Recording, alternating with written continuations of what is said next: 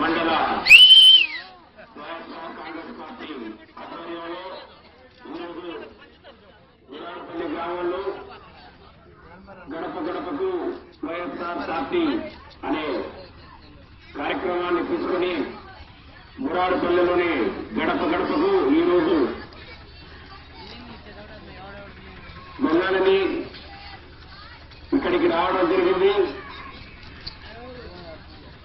మన అధినేత, జనహృదయ నేత, యువ నేత, జనం కోసం జగన్, జగన్ కోసం మీ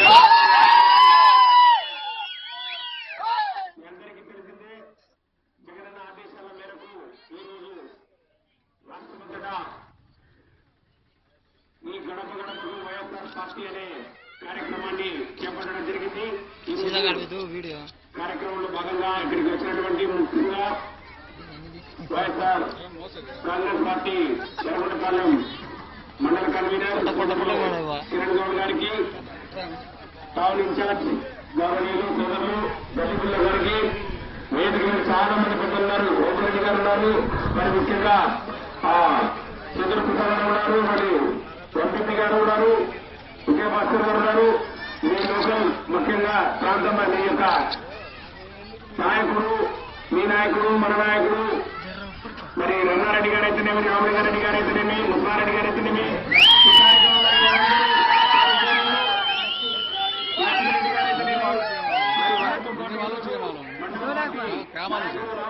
మరి గురుప్రసాద్ గారు, అధికార ప్రతినిధి వెంకటరెడ్డి గారు, వేదిక మీద మరి పెద్దలు మరి సొసైటీ అధ్యక్షులు మరి వెంకటరెడ్డి గారు, మాజీ ఎంపీ గౌరవనీయులు మరి అన్న బాలగురువు గారు ఉన్నారు. మరి బాలగురువు గారికి, మాజీ సర్పంచ్ మరి దండ శ్రీనివాసరెడ్డి గారికి, యోగయ్య గారికి, కార్యక్రమంలో ఈరోజు ఇక్కడికి వచ్చినటువంటి వైఎస్ఆర్ కాంగ్రెస్ పార్టీ అభిమానులకు, కార్యకర్తలకు, దివంగత నేత ప్రియతమ నాయకుడు లక్ష్మీ రాజశేఖర రెడ్డి గారు,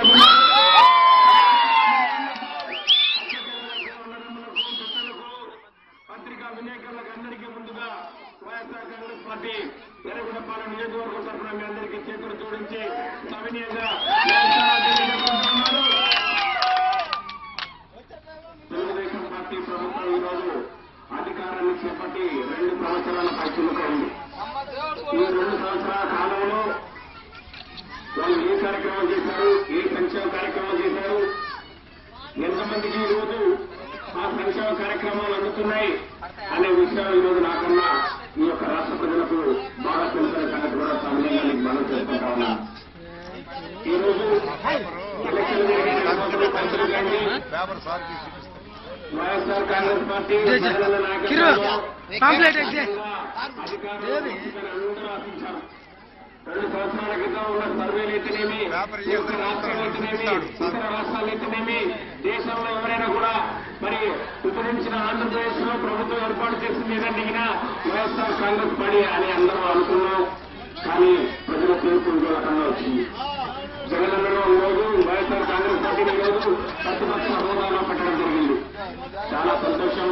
ప్రజల తీర్పును శిరస వహించి ఈరోజు ప్రతిపక్ష హోదాలో 2 సంవత్సరాల పాటు ప్రజల పక్షాన నిలబడి ఏ విధంగా పోరాటాలు చేసింది, ఏ విధంగా ధర్నా చేసింది, ఏ విధంగా నిరసన దీక్షలు చేసింది మీ అందరికీ తెలిసిన విషయం. ప్రధానంగా తెలుగుదేశం పార్టీ ప్రభుత్వం అధికారంలోకి రావాలని ఏకైక లక్ష్యంతో అలవి కాని హామీలు, అమలుకు సాధ్యం కాని హామీలు ఎన్ని హామీలు ఇచ్చినాయంటే నేను చెప్పలేదు. మట్టుకు ఒక 100 హామీలను తీసుకుని ఈరోజు ప్రజా బ్యాలెట్ తీసుకుని ఈరోజు పోవాలనే ఉద్దేశంతో గడప గడపకు